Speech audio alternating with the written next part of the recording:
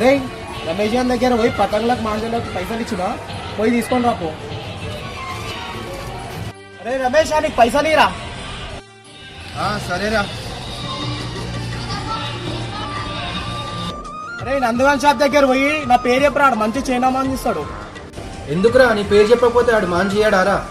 Band అయినా మాంజరా ఎవరికి వాడతాళ్ళకి ఇయ్యరు రాది. మరి బ్యాన్ చేసినప్పుడు ఎందుకురా వాడడం? లేకపోతే ఆపోజిట్ పతంగులను మనం ఎట్లా కట్ చేస్తాం రా? అందరు పతంగులు కట్ చేస్తేనే మనకు మజా ఉంటుందిరా. అవును కరెక్టే, కానీ ఆ మాంజ ఎందుకు బ్యాన్ చేసిరో తెలుసారా నీకు? ఆ బండ్ల మీద పోయేటోళ్ళకి మెడకు చుట్టుకొని చనిపోతారు, పక్షులకి రెక్కలకు చుట్టుకొని చనిపోతున్నాయని బ్యాన్ చేసిర్రా.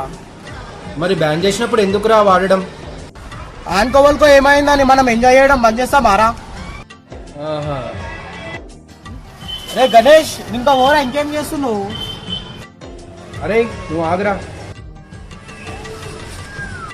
అయితే మన ఇంట్లోకి అయ్యేంత వరకు చూద్దామంటావు.